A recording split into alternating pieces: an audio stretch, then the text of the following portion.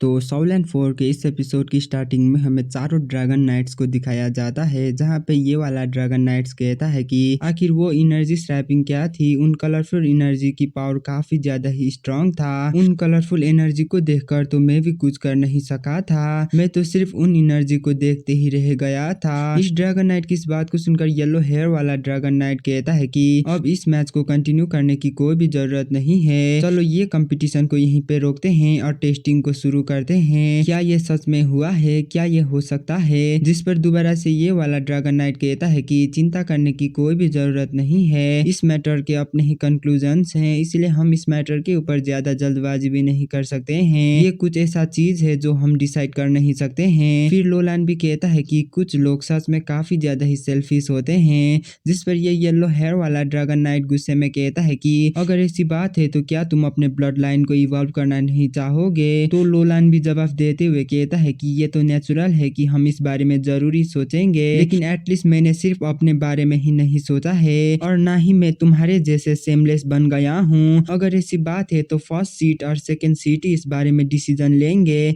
वैसे भी हमारा यहाँ पे डिसीजन बनाना अच्छी बात नहीं है। जिस पर ये सिल्वर हेयर वाला ड्रैगन नाइट भी कहता है कि बिल्कुल नहीं। और भाई लोग किसी के साथ में हमें बताया जाता है कि अगली मैच देखने में काफी ज्यादा ही इंटरेस्टिंग होने वाली है, लेकिन पिछले 3 मैचेस काफी ज्यादा ही बोरिंग हुए थे। जू यानमो और कीत यांगलंग के अपोनेंट उनसे काफी ज्यादा ही कमजोर आ गए थे। उन दोनों ने ही बिना एफोर्ट के सभी अपोनेंट्स को काफी आसानी के साथ में हरा दिया था और इसी के साथ फाइनली टॉप 4 प्लेयर भी डिसाइड हो गए थे, जहाँ पे लान जुआन्यू और जूजू एक ही जगह में गिने गए हैं। जबकि उन दोनों के बाद में और 3 लोग में से कीत यांगलंग, जू यानमो और एक लकी पर्सन था, और वो इतना ज्यादा लकी था कि वो सेमीफाइनल में भी आ गया था। जबकि 3 कैंडिडेट जिनमें से जू यानमो, कीत यांगलंग और जुआन्यू चैंपियन बनने के लिए फेवरेट बन गए थे। और भाई लोग इसी के साथ नेक्स्ट मैच कीत यांगलंग और जू यानमो के बीच में हुआ था, जबकि लान जुआन्यू दूसरी बंदा के साथ लड़ा था। जुआन्यू और जूजू को उस मैच को जीतने के लिए काफी ज्यादा ही इफोर्ट करना पड़ा था, लेकिन जैसे भी करके वो दोनों फाइनल में एंटर कर गए थे। और भाई लोग इसी के साथ हमें आउटर स्पेस में 7 फ्लीट डोलो फेडरेशन को दिखाया जाता है, जहाँ पे काफी सारे लोग मीटिंग कर रहे थे, जहाँ पे जनरल बाइली ये कह रहा था कि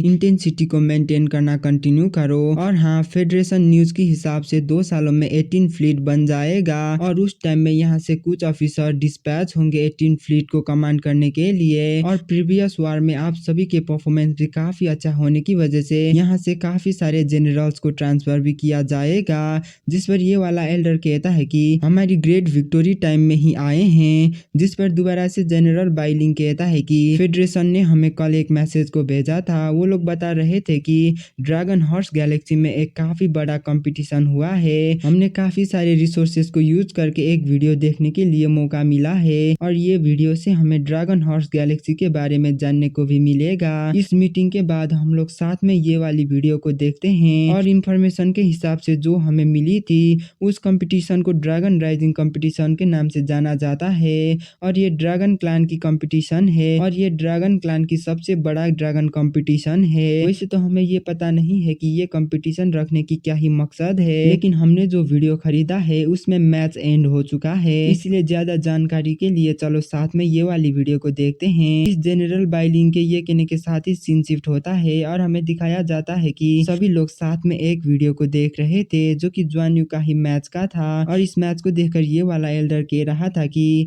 इंसान, आखिर वहाँ पे इंसान कैसे हो सकता है? जिस पर दूसरी एल्डर जवाब देते हुए कहता है कि टॉप लेवल ड्रैगन क्लैन तियांगलंग स्टार ह्यूमन फॉर्म लेने में काफी अच्छा है। और भाई लोग किसी के साथ हमें यान जिनहे को दिखाया जाता है, जो जुआन्यू को देखकर मन में सोचता है कि आखिर ये पर्सन इतना फैमिलियर मुझे क्यों लग रहा है। और भाई लोग ऐसे ही कुछ टाइम सोचने के बाद वो काफी हैरानी से कहता है कि नामुमकिन, ये नहीं हो सकता है, ये बिल्कुल भी नहीं हो सकता है। ये कहने के साथ ही वो जनरल बाइलियांग के पास जाकर उसको कानों में कुछ कहता है, जिसे सुनकर जनरल बाइलियांग काफी हैरान होकर उस वीडियो को तुरंत ही ऑफ करते हुए कहता है कि कुछ स्पेशल सर्कमस्टेंसेस की वजह से ये ब्रॉडकास्ट टेम्पररी सस्पेंड किया जाएगा, इसलिए अब सभी लोग अपने अपने जगह में लौट जाइए, हम ये वीडियो को बाद में देखेंगे। और उसके ये कहने के साथ ही सभी लोग वहाँ से चले जाते हैं। वहाँ से सभी लोगों के चले जाने के बाद जनरल बाइलियान यान जिंगे को पूछता है कि वो लड़की असल में जुआन्यू है, आखिर वो लड़की कैसे हो सकती है? क्या तुम गलत नहीं हो? क्या तुमने सही जज करा है? जिसे सुनकर यान जिंगे जवाब देते हुए कहता है कि कमांडर, इस लड़की के बाजू में जूजू खड़ी है, इसीलिए पक्का से ही ये लड़की लान जुआन्यू ही है। वैसे तो उसने ड्रैगन रेस की ड्रेस को पहनी है, लेकिन बाई जूजू की अपीयरेंस अभी भी नहीं बदला है। वैसे तो मुझे ये नहीं पता है कि इन्होंने ऐसा क्यों करा है, लेकिन देखकर ऐसा लगता है कि ये मैटर काफी ज्यादा ही इम्पोर्टेंट है। इसीलिए कमांडर, हमें इस चीज को फेडरेशन को जितना हो सके उतना जल्दी रिपोर्ट करना चाहिए। हम इस चीज को ज्यादा दूर फैलने नहीं दे सकते हैं, नहीं तो उन दोनों की राज खुल जाएगी। और भाई लोग, इसके ये कहने के साथ ही हमें दोबारा से राइजिंग ड्रैगन प्लेटफॉर्म का सीन दिखाया जाता है, जहाँ पे ये रेफरी कहता है कि दोनों ही फाइनल लिस्ट को कंप्लीट ड्रैगन मैरो बोन को दिया जाएगा। और भाई लोग, वहाँ पे सच में काफी बड़ा ड्रैगन बोन की स्केलेटन भी होती है, जिसे देखकर जुआन्यू अपने मन में सोच रहा था कि ये ड्रैगन स्केलेटन 150 मीटर से भी काफी बड़ा है। ये पक्का से ही स्ट्रेंथ एट्रीब्यूट से रिलेटेड ड्रैगन बोन होगा, लेकिन अभी ये पहचानना मुश्किल है कि ये किस तरीके की ड्रैगन की बोन है, और तो ये किस तरीके की ड्रैगन कंप्लीट बोन है ड्रैगन क्रिस्टल और ड्रैगन मैरो के साथ। इसलिए ये पक्का से ही तियांगलंग स्टार के ड्रैगन बिल्कुल भी नहीं है। शायद ये हमारे लिए अच्छी बात है कि ये इन ड्रैगन नाइट को मिला है, लेकिन आखिरकार हम इसे कैसे मैक्सिमम बेनिफिट के साथ इस्तेमाल करेंगे। फिर जुआन्यू उस रेफरी को शुक्रिया अदा करते हुए कहता है कि आपका शुक्रिया, लेकिन बदकिस्मती से मेरा पास इसे यूज करने के लिए एबिलिटी नहीं है। जिस पर की तियांगलंग कहता है कि तुम्हारे लिए इसे यूज करना ज्यादा लंबा टाइम नहीं लगेगा, जिसे सुनकर जुआन्यू शुक्रिया अदा करता है। जबकि की तियांगलंग संभालते हुए कहता है कि लान, आज की फाइट में मैं तुम्हें डेफिनेटली हरा दूंगा, अगर कैसा रहेगा अगर हम दोनों इसके ऊपर बेट रखे तो। जिसे सुनकर जुआन्यू पूछता है कि आखिर कैसी बेट, जिस पर की तियांगलंग शर्माते हुए कहता है कि अगर मैं इस मैच को जीतता हूँ तो मैं तुमसे शादी करूंगा, अगर मैं इस मैच को हारता हूँ तो तुम मुझसे शादी करोगी। तियांगलंग की इस बात को सुनकर वहाँ पर कुछ टाइम के लिए माहौल काफी ज्यादा ही शांत होता है, और इसके कुछ सेकंड के बाद हमें जुआन्यू को दिखाया जाता है जो आग बबूला हो गया था, जबकि इस तरफ जूजू हंसी को कंट्रोल कर नहीं पा रही थी। फिर जुआन्यू गुस्से में कहता है कि क्या वहाँ पे तुम्हारी वेजा सटक गया है, क्या इसका मतलब तो ये नहीं है कि तुम जीतो या हारो, इसमें तो सिर्फ तुम्हारा ही फायदा है। जिस पर की तियांगलंग मना करते हुए कहता है कि नहीं, ऐसा नहीं है, अगर मैं जीतता हूँ तो मैं जो कहूँगा तुम वो करोगी, लेकिन अगर तुम जीतती हो तो मैं तुम्हारी हर एक बातों को मानूंगा, तब तक कि जब तक मैं तुम्हें दोबारा से हरा ना दूं। तियांगलंग की इस बात को सुनकर जुआन्यू और भी गुस्सा होकर सोचता है कि क्या यहाँ की सारी ड्रैगन ऐसे ही सेमलेस है। फिर वो तियांगलंग को गुस्से में कहता है कि बस बहुत हुआ, आखिर मैं तुमसे शादी भला क्यों करूं। जिस पर की तियांगलंग कहता है कि क्योंकि पूरे ड्रैगन क्लैन में सिर्फ मैं ही तुम्हारे लिए काबिल हूँ। जिसे सुनकर जुआन्यू और भी गुस्से में कहता है कि मेरी हुआंग फैमिली के साथ 10,000 साल की कॉन्ट्रैक्ट है। तो तियांगलंग भी मनाते हुए कहता है कि ये उतना बड़ा प्रॉब्लम भी नहीं है, मैं हुआंग फैमिली के मास्टर को इसे कंट्रोल करने के लिए कह सकता हूँ। इस चीज से कोई भी फर्क नहीं पड़ता है कि तुम किस और कौन सी फैमिली में हो, लेकिन कुछ भी हो तुम मेरी ही वाइफ बनोगी। उससे भी बढ़कर हम दोनों फ्यूचर में ड्रैगन नाइट्स बनने वाले हैं, और ड्रैगन नाइट के सामने ऐसी कॉन्ट्रैक्ट उतना बड़ा भी नहीं है, इसकी वजह से ही ये कॉन्ट्रैक्ट उतना बड़ा प्रॉब्लम भी नहीं है। जिसे सुनकर जुआन्यू गुस्से को कंट्रोल करते हुए कहता है कि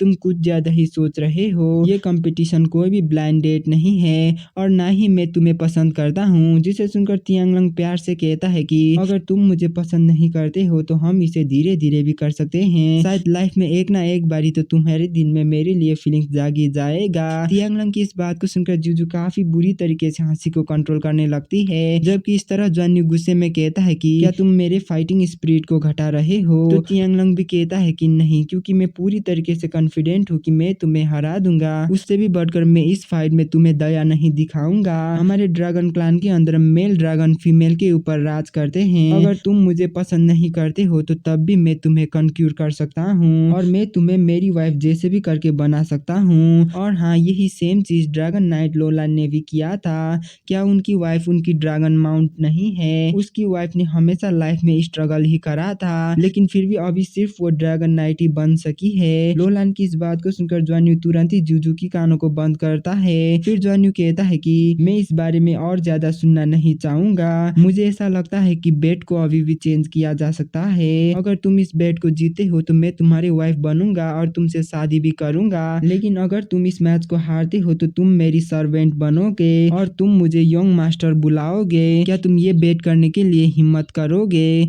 और भाई लोग, जुआन्यू के ये कहने के साथ ही हमारी ये वाला एपिसोड यहीं पे खत्म होता है। मिलते हैं अगले वीडियो में, तब तक के लिए बाय बाय।